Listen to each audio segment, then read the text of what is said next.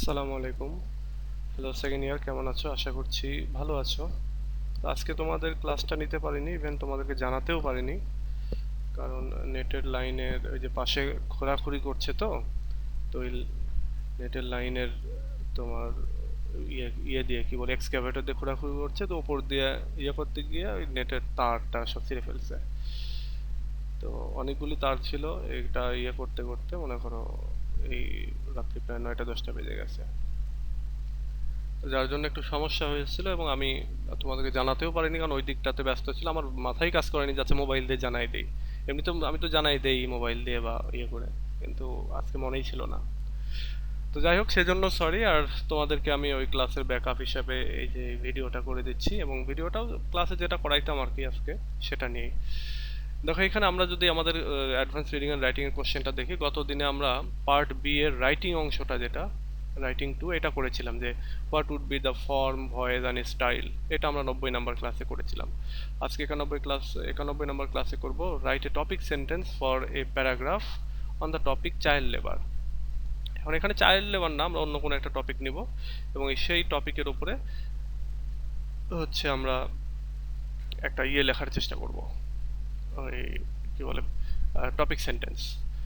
আচ্ছা, এখন এখানে কথা হলো একটা, সেটা হলো তোমরা একটু মার্কসের দিকে খেয়াল করবা। যেমন 4 × 2 = 8, মানে দুইটা প্রশ্ন লিখলে তোমরা 4 4 8 মার্ক পাবা। এখন 4 মার্কের ক্ষেত্রে অনেক টিচারের ক্ষেত্রে হয় যে একটু বড় করে লিখবে না, ব্যাপারটা এরকম কথা আসে আর কি, অনেকে বলতে পারে একটু বড় করে লিখবে না। তো এইটা যেমন বড় করা যায়, গতদিন আমরা দেখলাম, কিন্তু টপিক সেন্টেন্সের এইটা আসলে খুব একটা বড় করা যায় না, এটা 1 2 লাইনের মধ্যে শেষ হয়ে যায়। তো সেক্ষেত্রে অনেক টিচার হতে পারে এরকম যে এত কম মার্কস লিখছে, এত কম লিখছে, মার্কস দিব না। তো সেই ক্ষেত্রে আমরা চেষ্টা করবো সবসময় এই প্রশ্নটাকে অ্যাভয়েড করার জন্য। হ্যাঁ, যেমন এই প্রশ্নটা যদিও খুবই ইজি, আমি এখনই যখন দেখাবো তোমাদেরকে তোমরা বুঝতে পারবা যে এটা খুবই ইজি। তো এই জিনিসটা তোমরা একটু মাথায় রাখো যে এটা অ্যাভয়েড করার চেষ্টা করো যদি এদিকে কমন পড়ে, যেমন write the definition of plagiarism যেটা রয়েছে, এরকম যে প্রশ্নগুলো যদি আসে, ডেফিনেশন বা এগুলো যেটা তুমি একটু হাফ পাতা লিখতে পারবা, এরকমটা যদি আসে তখন তোমরা সেটা দেওয়ার চেষ্টা করবা এবং এটা তোমরা স্ক্যাপ করতে চাবা। আর যখন দেখছো এদিকে কমন পড়েনি, তখন তুমি এটা লিখবা, মানে বিপদের সঙ্গে আর কি। তো বিপদের সঙ্গীটার ক্ষেত্রে আমরা ধরো, চলো আমরা এটা একটু প্র্যাকটিস করি। এটা তোমরাও বিভিন্ন টপিকের উপরে প্র্যাকটিস করবে, তোমাদের বইতে রয়েছে অ্যাডভান্স রিডিং অ্যান্ড রাইটিং এর যে প্রফেসর জহুরুল ইসলামের যে বই ফ্রেন্ডস বুক কর্নারে, সেখানে অনেক রয়েছে আর কি। তো আমরা চলো দেখি যে যদি এটা আমাদের পরীক্ষায় চলে আসে এরকমের প্রশ্ন, তাহলে আমরা কি করব। ধরো আমাদের এটা প্রশ্ন আসলো যে রাইট রাইট এ টপিক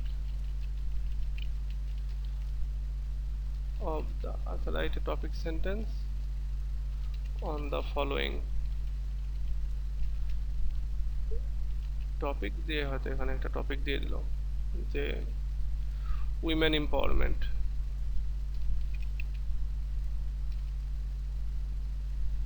আমি বানানটা খালি ভুল করি, উইমেন এম্পাওয়ারমেন্ট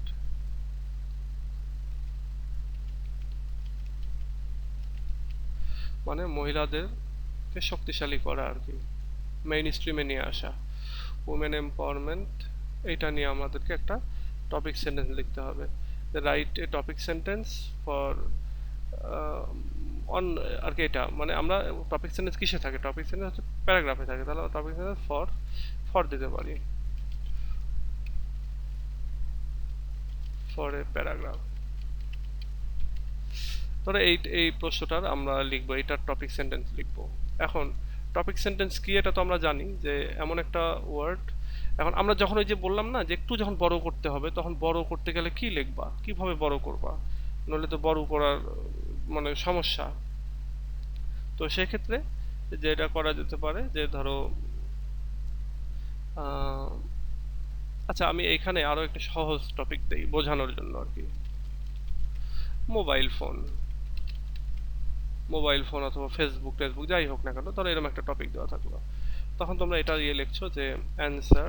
যেহেতু এটা বড় করা লাগবে কিছুটা, তো সেহেতু কি করবা, সেহেতু শুরুতে যেটা করবা যে হোয়াট ইজ টপিক সেন্টেন্স, এটার একটা অ্যান্সার দাও। তাহলে টপিক সেন্টেন্সের অ্যান্সারটা কি হবে, যে টপিক সেন্টেন্স কি, এবং বা টপিক সেন্টেন্স কাকে বলে, টপিক সেন্টেন্সের যে ইয়েটা আর কি, কি বলে হচ্ছে ডেফিনেশনটা সেটা দেওয়ার চেষ্টা করবা, তাহলে দেখবা যে কিছুটা বড় হয়েছে। তাহলে আমরা যদি এখানে এভাবে লিখি যে টপিক সেন্টেন্সের ক্ষেত্রে যে topic sentence is crucial element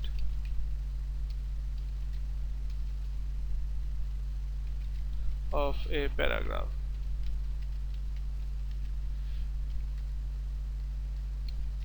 It is a part that convey অথবা that identify, এরকম করে আমরা লিখতে পারি, that convey about the topic, convey about the topic বা টপিক সম্পর্কে বলে থাকে। a reader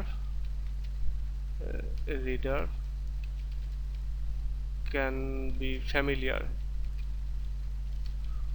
with the topic by the topic sentence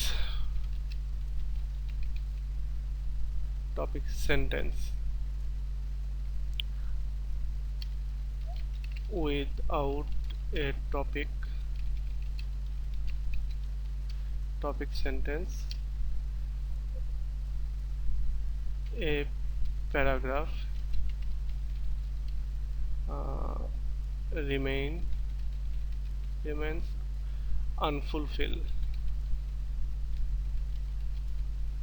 unfulfilled থেকে যায় আর কি। এটা যদি আমরা কোনো টপিক সেন্টেন্স না লিখি তাহলে এটা আনফুলফিল থেকে গেল, and it's not completed. It is not a complete paragraph. এবার আসো, এটা গেল। এবার আমরা এটা লেখার পরে আমরা এবার ওই প্রশ্নটার উপরের অ্যানসারটা লিখব। অ্যানসারটা মোবাইল ফোনের যে এখানে আমরা শুরু করব এইভাবে, here the topic sentence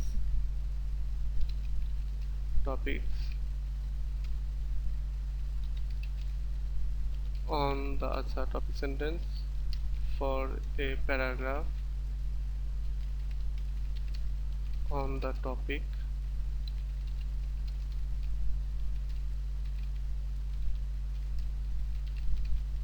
mobile phone can be হতে পারে অথবা মেবি, যেটা ধরো ক্যান বি দিয়ে এখানে দিলা যে মোবাইল ফোন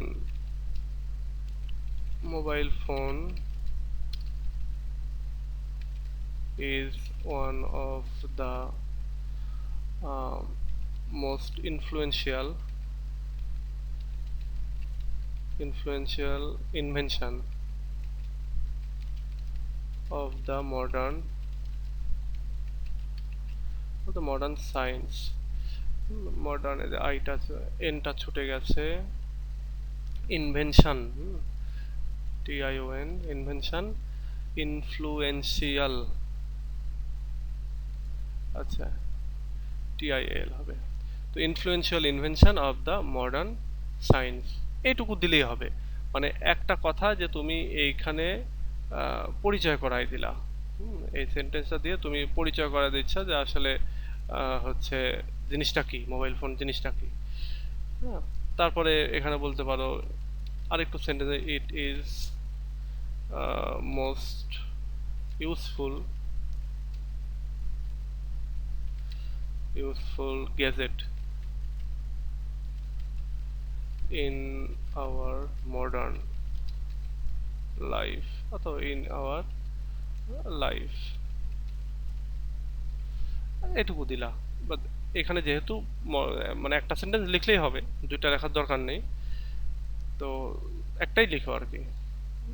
বা তো তোমরা এখানে এটাকেও যদি ইয়ে করো যে এটাও কিন্তু হতে পারে, এইভাবেও কিন্তু টপিক সেন্টেন্স হতে পারে। Mobile phone is the most useful gadget in our life, এটাও হতে পারে। ইন আওয়ার ধরো মডার্ন দিলা, তো এটাও একটা টপিক সেন্টেন্স, এটাও একটা টপিক সেন্টেন্স। তো এইভাবে লিখতে পারো। তো যে কোনো একটা লিখবা, আমরা এইভাবে এক লাইনে একটাই দিয়ে রাখি। লিখে এবার এইখানে তুমি হয়তো এরকম একটা দিয়ে রাখলা যাতে করে টিচার বুঝতে পারে যে এটা টপিক সেন্টেন্স। এরপরে তুমি এবার এখানে লেখো যে কেন এটা টপিক সেন্টেন্স, কি করছে এটা প্রমাণ করার চেষ্টা করো, বা টপিক সেন্টেন্স কোথায় থাকে, কিভাবে থাকে। আমরা এখানে উল্লেখ করতে পারি a topic sentence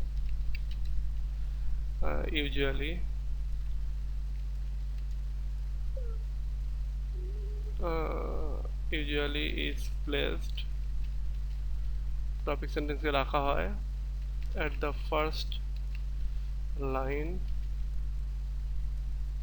second line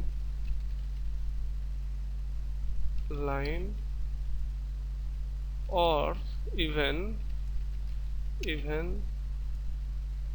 in the third line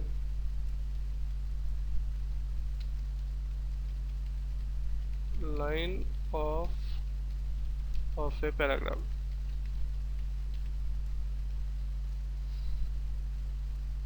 এটা এইভাবে দিতে পারো যে এখানে কোথায় থাকে এটা লিখে দিলা, এরপরে বললা যে এখানে কেন এটা আর কি। this topic sentence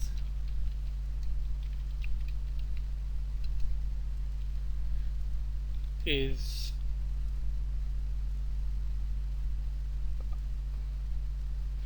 the above line, মানে যে টপিক সেন্টেন্সের উপরের এটা কারণ, অথবা আমরা এখানে বলতে পারি in this topic sentence